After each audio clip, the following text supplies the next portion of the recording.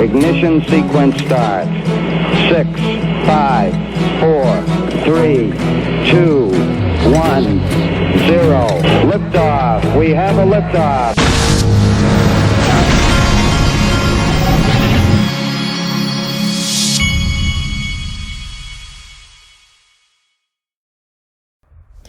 Hey everybody, this is the Digital Asset Investor, and one of my sponsors here, Kava Network.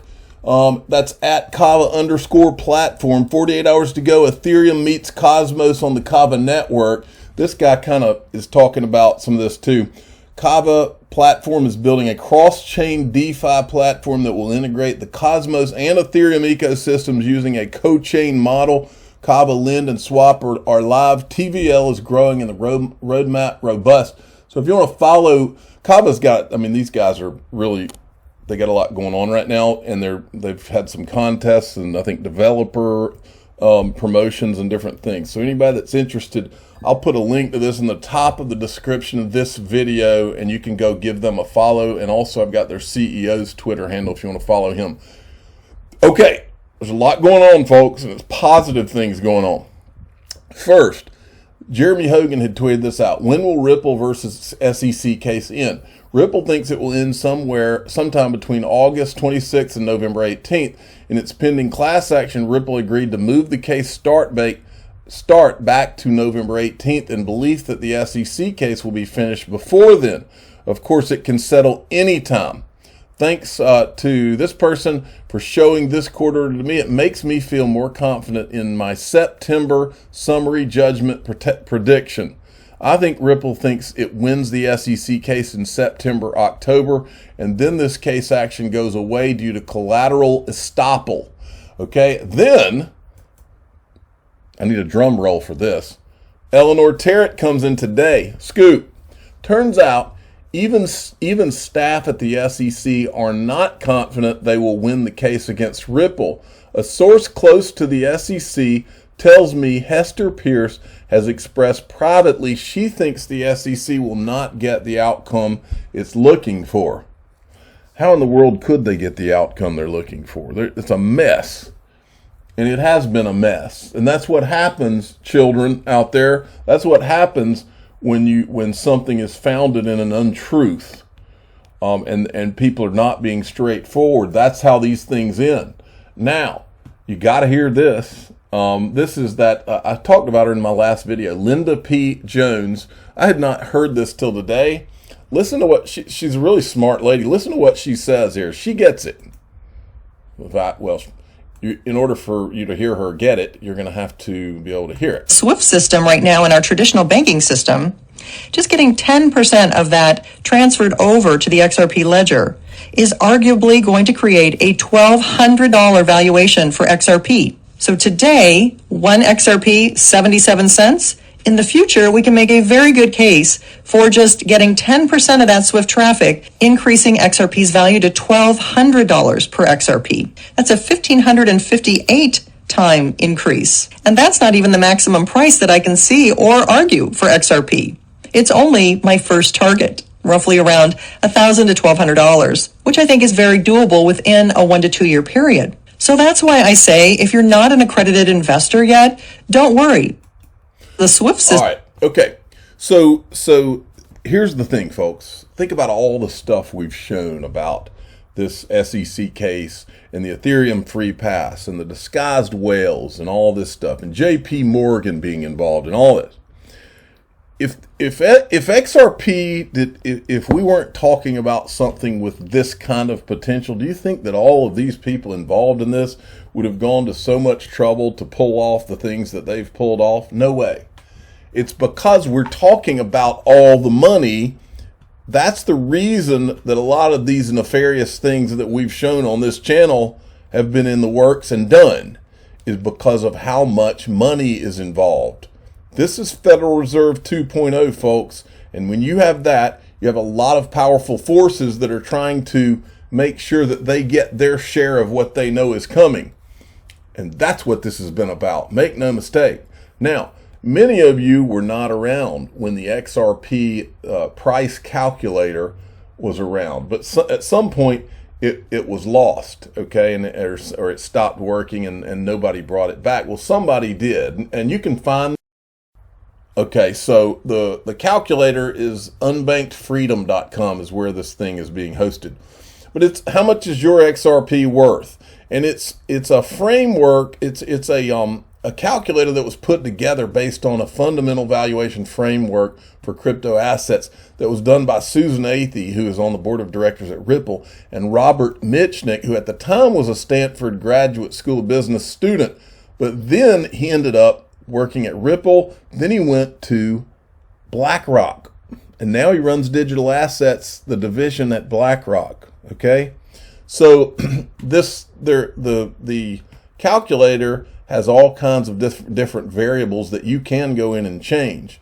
The variables, the way that they were set when I got to this thing, came in for a valuation of $1,632.35 for an XRP. But you can go and you can play with all these variables, like for instance, duration at which the above volumes are estimated to be reached in years. So you can kind of play with that.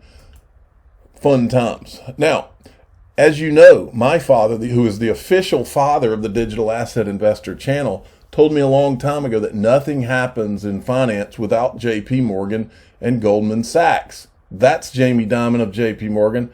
That's Lloyd Blankfein, who was previously of Goldman Sachs. He was the CEO.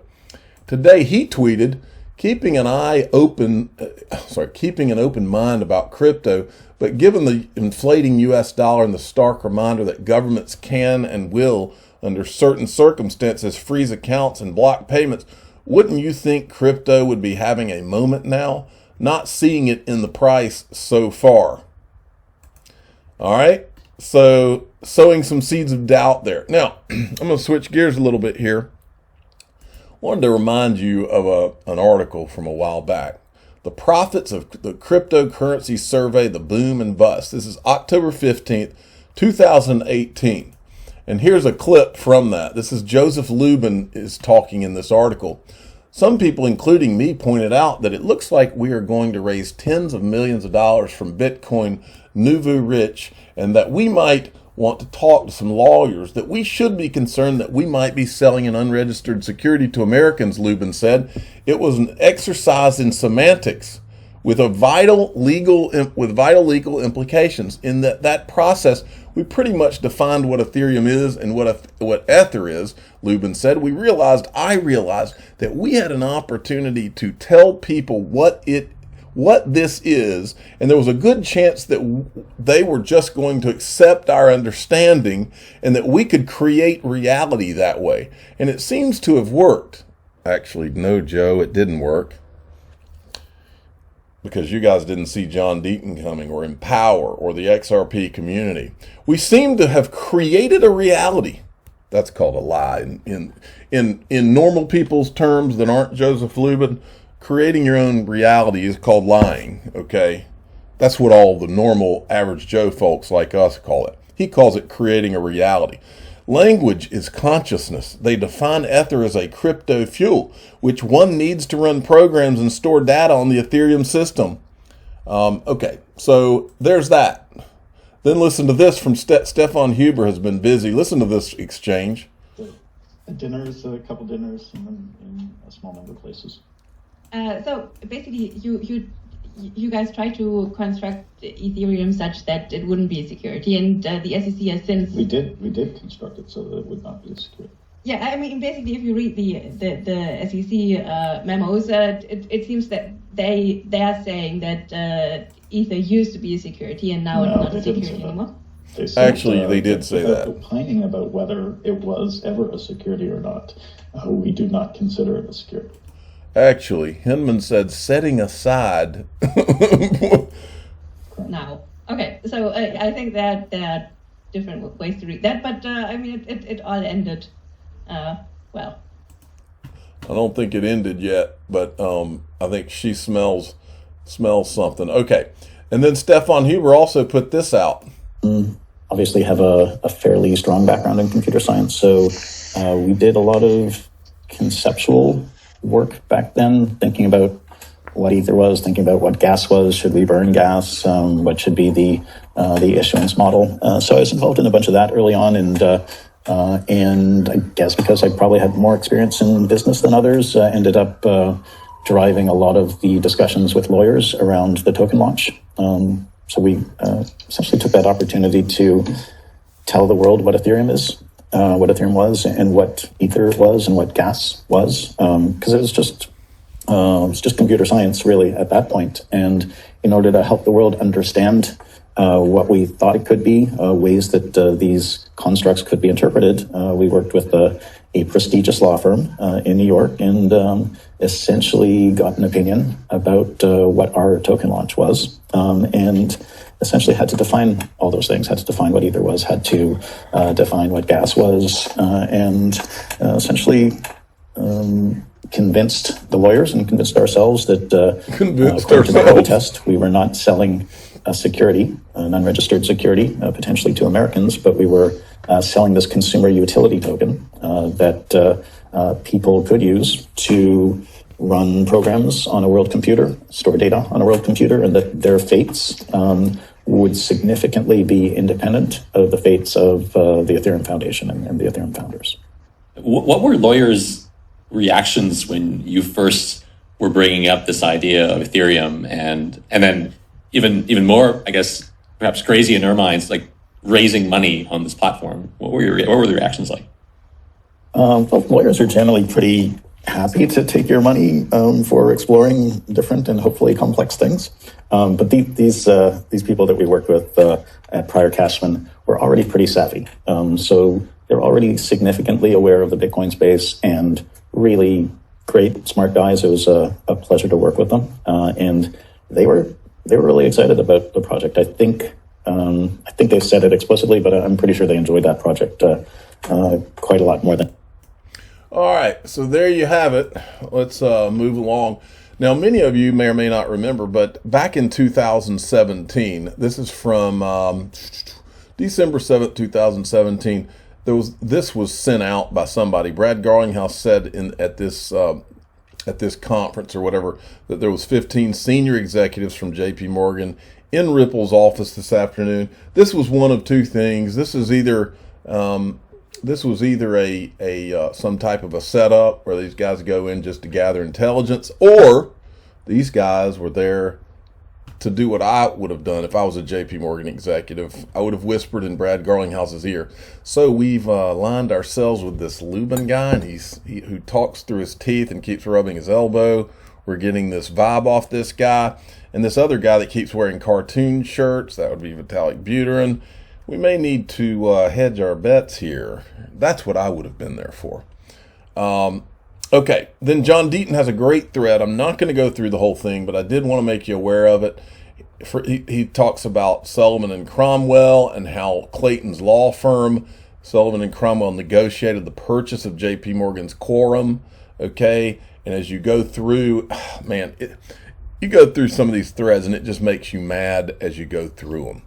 Then you've got this. Remember when Joseph Lubin said that Ripple is not that XRP is not a competitor to Ethereum and all that? Well, listen to this, because what he describes here is exactly what Ripple works on. So the first element is just borderless payment systems, ease of sending any amount of money inexpensively across borders, or even within borders.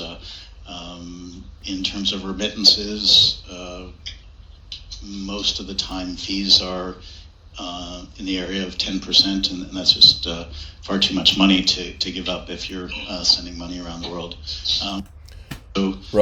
And Ripple already solved the problem, and Joseph Lubin's still working on, what does he call it right now? Consensus layer. It was Ethereum 2.0, then he changed it to consensus layer, and I think they should call it JP Morgan 2.0. I'm not going to show you this whole video I put together, but I'll just let you see the beginning of it. It's pretty good.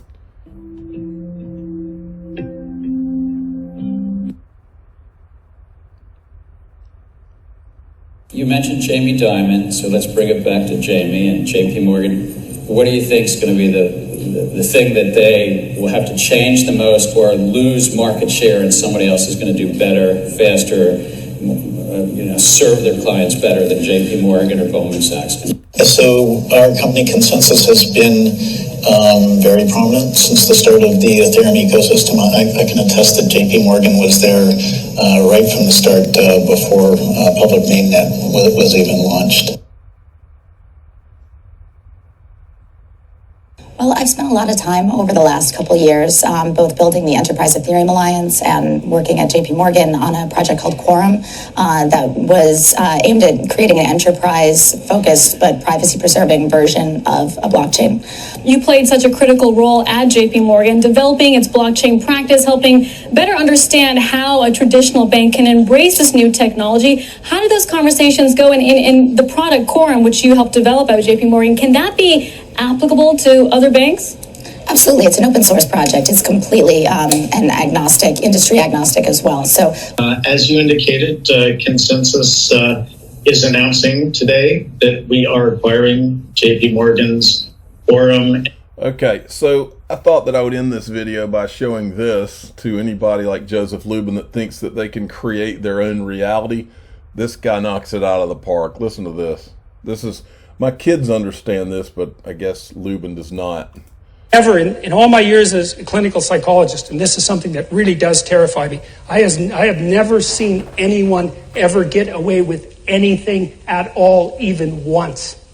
Well, maybe you disagree. Maybe you think people get away with things all the time. I tell you, I've never seen it. What I see instead is that thing happens, right? Someone twists the fabric of reality. And they do it successfully because it doesn't snap back at them that moment. And then like 2 years later, something unravels. And they get walloped and they think, oh my God, that's so unfair. And then we track it. It's like, well, what happened before that? This. Well, and then what? This. And then what? This. And then what?